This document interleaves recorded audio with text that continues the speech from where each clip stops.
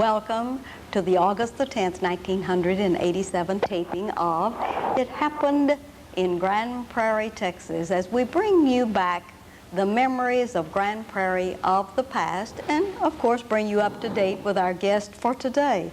This is History Tape number 48, and we're delighted to welcome a very special person that's a historian in his own right. And welcome Clarence Brown to It Happened in Grand Prairie. It's a pleasure to be here. Wonderful. All right, now, Clarence, we'd like for you to look out into your camera and begin by giving us your own personal genealogy. We want the name of your parents, your mother's maiden name, and if you can give us the area from which they migrated to Texas, if they came to Texas, or your grandparents came from another state, we'd like that on the genealogy record, if you would. And if you'll do that for us at this time, and then we'll talk with you about Faye's parents in a few minutes. My father was Clarence M. Brown Sr. Okay. My mother was Leona Adair Brown. They married in 1928. And there were three of us, myself, I have a brother, Rennie Paul, and a sister, Barbara Brown, Barbara Brown Britton now. We were all born in the Grand Prairie, Florence Hill area. I was born in 1931, just outside the present city limits where the Marshall Street ends on the east side of town. And we've all grown up here in this area, grew up in this area, and we're schooled in the public schools here. All right. Now tell us about the Brown family, your grandparents. Where did your father and mother come here from another area, or were they born in Grand Prairie, Texas? My mother was born in Lancaster, Texas. All right. And I believe my father was born near Midlothian, Texas. Okay. And your grandparents, you had grandparents in both of those areas? Yes, the Brown grandparents were from Tennessee. Okay. My grandfather came here around 1900 from Tennessee. All right. And my mother's parents came here about 1882 from Missouri, or my grandfather was from Missouri. My grandmother was born up at Bonham, Fannin County. They came in the early 1880s. To Lancaster, Texas. That's a wonderful historic site over in the Lancaster area. All right, now, when did they move to Grand Prairie, Texas? After they married? No, my mother moved to Grand Prairie in 1906. All right. At the age of 2 with her parents. They moved to the farm there in Florence Hill, about where the Corn Valley exit is on I-20. In fact, that's right on the old farm. All right. What's the name of the Adair family? Then her parents. Her parents, his name was James A. Adair. All right. Okay. He was born in Missouri in 1861. All right. Now, was he a farmer? He was a farmer. He came to Texas about 1882. He came down horseback across the Indian Territory and found a place in Texas that he liked, went back, and he and his parents and family came on down in wagons from Missouri. Wonderful. Isn't that a heritage for you, though? It certainly is. I'm proud of it. That's right. All right. Now, Clarence, after your parents married and they settled in the South, and was your dad also a farmer? He was also a farmer. All right. And did your mother work out of the home, or did she just take care of the children and run things at the farm? She ran things at the farm, took care of the family. All right. And now let's get down to you personally. Where did you start school? I started school in Florence Hill. All right. The old public school there. All right. Do you remember any of your teachers or the principal or anything that can tie us into the Florence Hill area in the time that you attended school there? Yes, my principal and superintendent and bus driver and janitor, Mr. N.P. King, was principal at that time. All right. And my first grade teacher was Gertrude Marion Fraser, who later taught in the Grand Prairie schools until she retired. And then we had a lady named Fannie Mae Pitts was in the system at that time.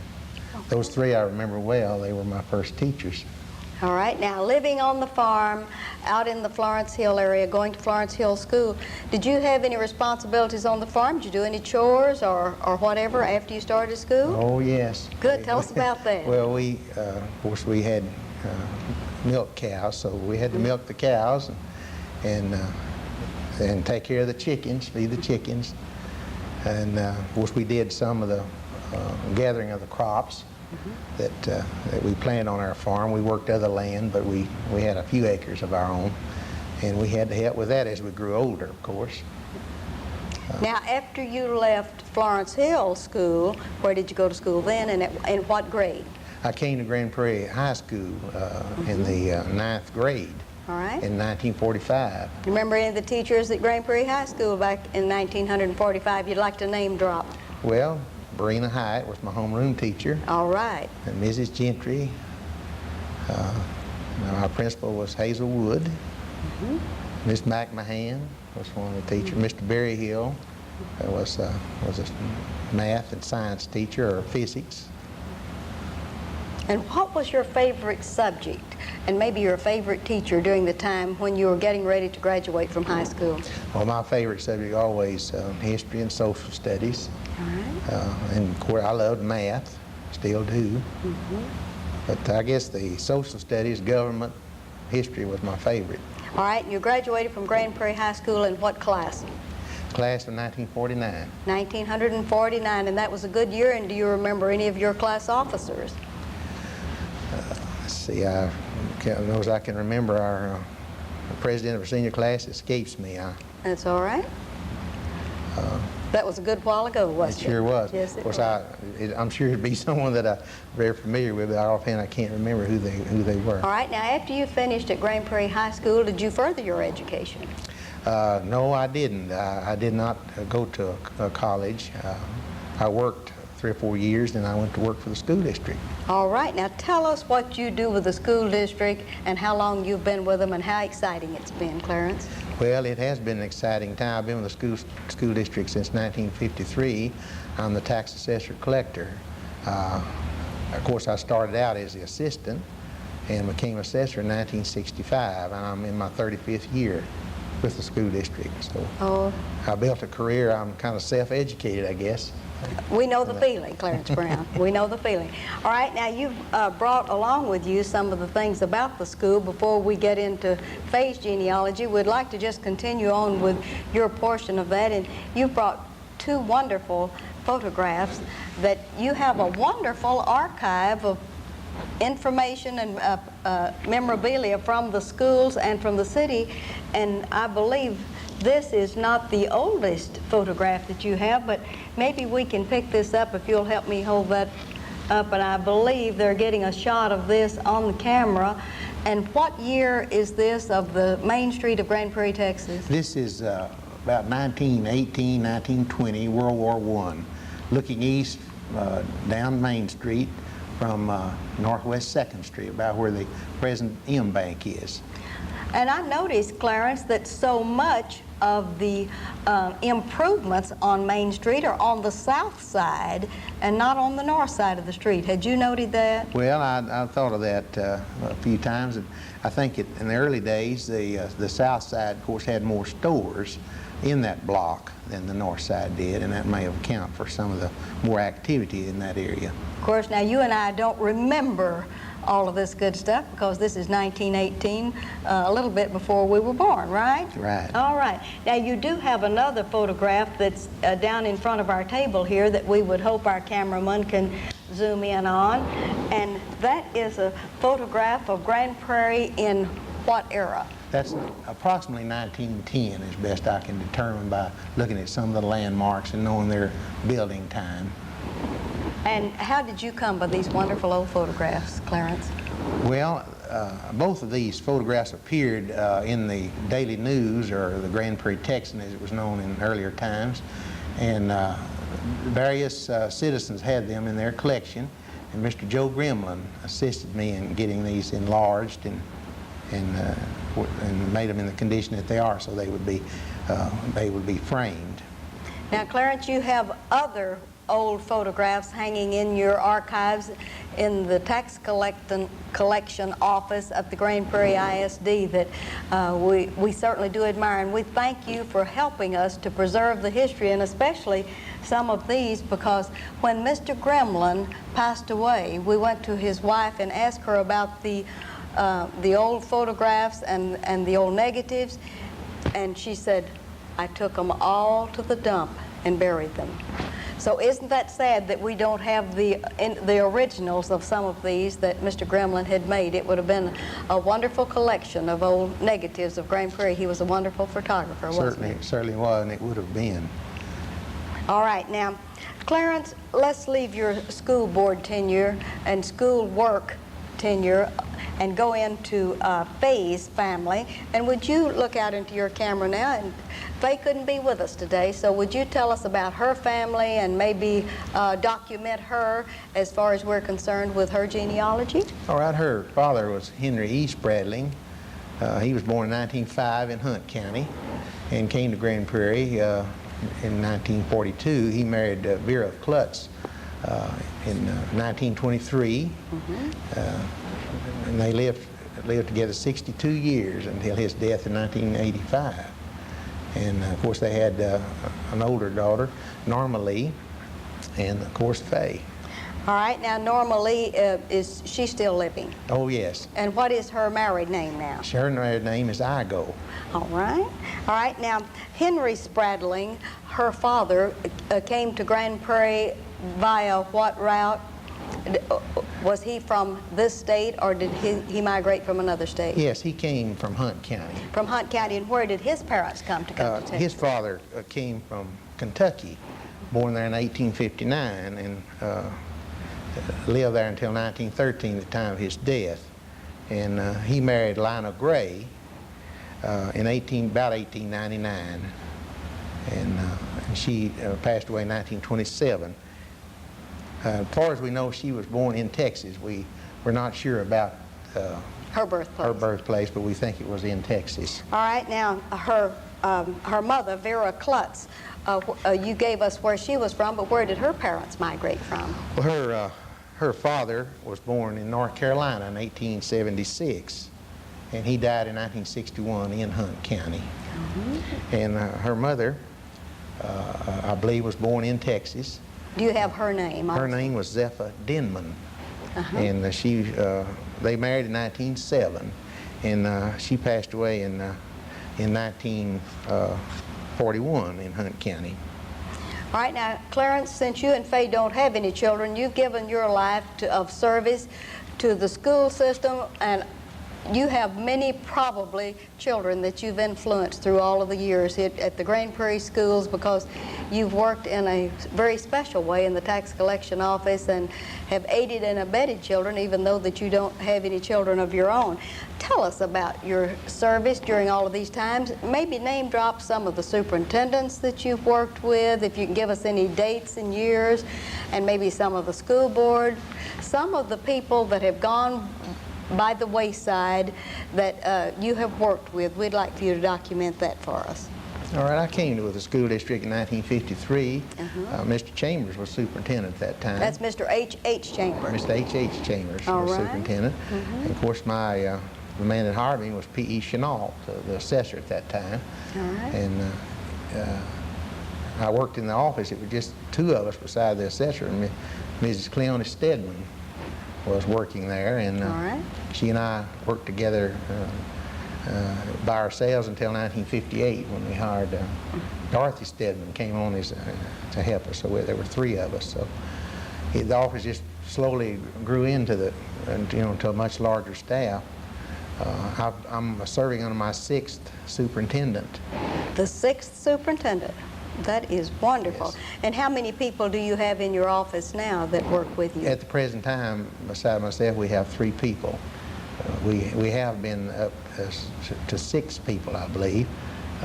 Staff of 6, but of course the appraisal district came into being and took over some of our function. So we have reduced staff some since the earlier times. All right, now Clarence, along with your assessor tax collection job with the school district, do you all also have a part in holding the elections for the schools?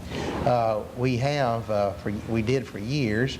We won't be with the joint elections if they continue, but we did for years. We handled the absentee voting every spring.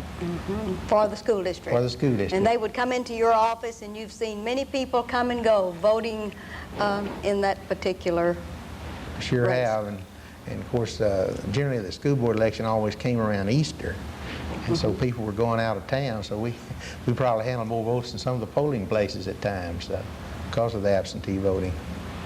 Now, Clarence, you've been in Grand Prairie many long years, not as many as maybe some of the rest of us, but you've seen a lot of changes come about in Grand Prairie. Would you like to tell us some of the changes that you think have been important to Grand Prairie, Texas, and especially to the school district? Well, the school district has grown considerably. We've annexed, I believe, 3 surrounding school districts since the time I came.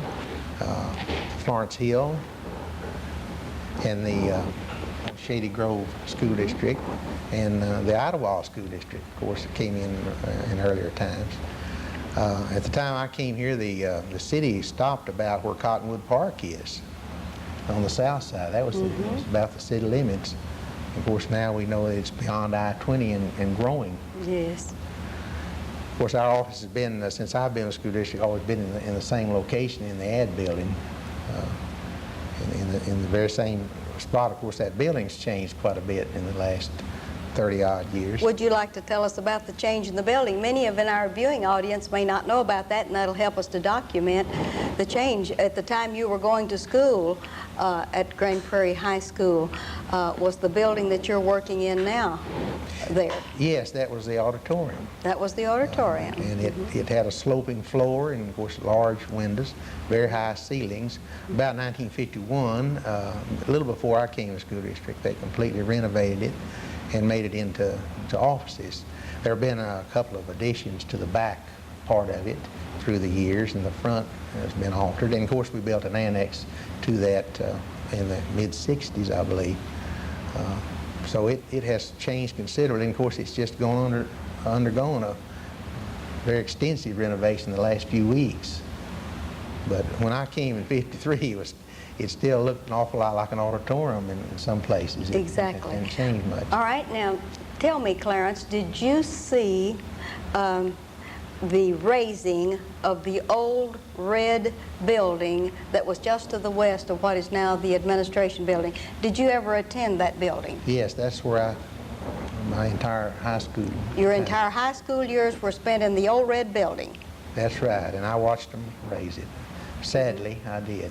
All right, tell us about that. No one has ever documented or has been with us that has absolutely seen that from the word go when the building was, of course, condemned and they decided to tear it down. Tell us about that. Do you know any of those wonderful dates? Well, I believe it was about 1954 or 55 when they started. And of course, they didn't raise it like they do some of the buildings now. They did it with a wrecking ball and just manual labor, and then they cleaned all the bricks. We watched them very closely, and when they came to the cornerstones, we knew there were some items in those old cornerstones, and we wanted to be sure to rescue those. And we did on, I think, 2 of them. The third one was in a position we couldn't get to it, and we watched it very closely. And one day we looked out the window, and there was a fire had broken out in some of the scrap lumber around it, and was engulfing this cornerstone. We ran out and got them to take it out of the fire, and it had scorched the stone some, but we were able to save it. And of course, those stones now, we took the contents out, and those stones now are mounted around the flagpole in front of the administration building. And those old items are back in there. They are still encased in the cornerstones. In the old strong boxes that they were in. Now that's very exciting. Newspapers and coins, things like that in there. That is very important, isn't it? Certainly is, and I was very glad to see them do that. We wondered what they would do with it when after we had saved them from the wrecking ball. But then they made it into a holder for the flag. Yes, a base around the flagpole with all the old building dates and architects' names and whatever still on there, just like when they were in the corners of the old buildings. And you did watch them raise the building and clean it all off. I sure did. Like I say, it was a sad thing for a lot of us, but when they came to the old center section over the old gym, it had steel beams in it, and they worked a couple of days trying to get that part. It was really there to stay. That building was built to be there a lot longer than it was. But they finally had to pull it down with a vehicle. Just tie onto it and pull till it came down. It was.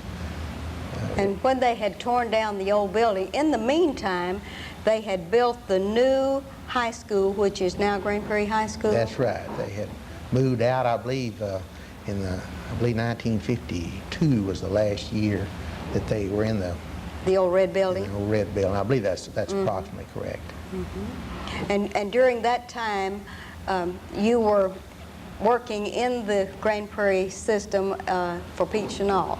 That's right, until 1965 when he retired. When he retired, and you were his assistant. That's right. And worked your way up to his job. 12 years. And he retired October 1st, 1965. We hadn't had too many tax assessors through the years, really, in the tax office. He was, I believe he served 26 years. That's wonderful. And we didn't get to interview Pete Chenault, and that would have been a good interview, wouldn't it? It would have. All right. Now, Clarence, of all of the things that you've seen in the schools, evolving in the community, what's your impression of Grand Prairie as it bloomed from a city with about 1,200 people, and North American aviation came in, and all of the changes that came about? What did this do to you all in the tax assessor office when you started getting all of these changes of Grand Prairie? Well, we were swamped in the late 50s and in the 60s. Our growth was tremendous in the residential area especially. I looked at my roll, I believe in 1953, our tax roll was $82 million in value. And our roll this year was $2.3 billion. $2.3 billion. 1987 roll. So we've come a long way. Over that span of time. We've seen lots of growth. Most of it, I guess, has been concentrated in the southern section. Of course, we've had some on the north side, but it's gone south very, very fast. Now, you've worked very closely with the school system. Have you done any community service outside of that? Do you belong to any of the service clubs in Grand Prairie, Texas? And if you would, we'd like you to name drop about that. Well, I served in the Noon Lions Club for, I believe, 22, 23 years. That is a tenure. And I held just about every office, I guess, in that club at one time or another. And of course, now I'm in the Friday Noon Rotary Club. All right. And any other service that you want to put on this document? I believe those are the two service clubs. Of course, I participated in Y Drive. I was in the original Y Drive, I believe, to build the building down there. I worked in that, the initial drive. Of course, I worked in those off and on for years. I've always been very proud of that. That's almost like some of the school system growth. All right. And where do you and your wife attend church? We attend church at Prairie Baptist Church down on Small Street. Dr. Duncan's bailiwick? That's right. Yes. Well, do you teach any classes, or are you all involved in No, we don't. I don't teach. I never have. I've taught Sunday school. Right now I'm not, but I've always been involved in the financial budget side of church business. That's where I seem to be able to serve the best. Wonderful. Since I don't sing or teach, I can help them with their financial matters wherever I can. All right, now, well, I want to hit you from this angle, Clarence. There have been lots of leaders during the time that you've been here in Grand Prairie. Tell me about some of the people that you think were some of the greatest leaders, like some of the past mayors, council people, people that have worked in the community, the movers and the shakers of Grand Prairie from the time that you grew up and started working with the school system. We'd like for you to name drop some of the ones that you remember. Well, there were many, many of them, of course. But, of course, Mr. G.H. Turner, I guess, is the most outstanding. He was mayor, I believe, when I first remember, old enough to take notice of Grand Prairie. All right. And he was mayor for about 26 years, I think so, at least. Many, many years. Of course, in those days, we had a very small council. I believe there were 2 members of the council in the early days. And, of course, like I say, there's several. Of course, Carlisle Smith Sr. was another mayor that I admired very much. And, of course, Mr. C.P. Wagner was a mayor that did a lot of things for Grand Prairie. Through the years, we've had some mighty fine people mayor. Had a lot of work and unselfish work. And the chambers of commerce, I remember the first people that I can remember, Emma Dean Berry and Mr. C.R. Sargent were working with the Chamber of Commerce, and so many people that have since gone on that we don't have on our history tape that we would like to have. Well, Clarence, if you wanted to give any advice to, say, some of the younger people in Grand Prairie, Texas, what would you advise them to study when they're coming along? Would you encourage them to be a tax assessor collector? Well, it's a new profession now compared to what it was in the early days, and it is more of a, we worked for years to make it a profession, and it took a lot of hard work. Yes, I think it's a very good profession to get into. I would recommend it. And you all are on computers and do all of the good things now that we did not have several years ago? That's right. We've had computers since '75. I don't know how we got by without it until that time, but we're on computer, and of course the appraisal district feeds us all the data that we need for our evaluations. And, do you collect for the city and the schools and all of this? Just the schools. Just the schools. All right. We wanted to clear that up because we didn't want them to think you had the whole ball of wax. Well, Clarence, we want to thank you very much for being with us today. It's been a delight to have you, and we're just really sad that Faye couldn't be with us, and you tell her how we missed her, that she would have added very much to this. And is there anything that you can think of about Grand Prairie, Texas that now you'll get home and you'll say, oh, I wish we had discussed this on the history show? So if you can think of anything else, we have about a half minute to wrap up. Well, I just say that of course I'm a little prejudiced, I guess, but Grand Prairie is a great city, and its growth has been slow and sure, and I think we owe a big vote of thanks to our leaders across the years that had the forethought to grow in that manner, and I think that's paying off now. We're seeing Grand Prairie entering in some great things. Well, wonderful. Clarence, it's just been a delight having you with us for this wonderful interview, and we thank you for taking the time, and we want to thank your bosses at the school for letting you have this 30 minutes to come and be with us, and we would like for you to thank them for us. I certainly will, and it's been a pleasure being here with you. And this is Ruthie Jackson reminding you that history is as we live and do.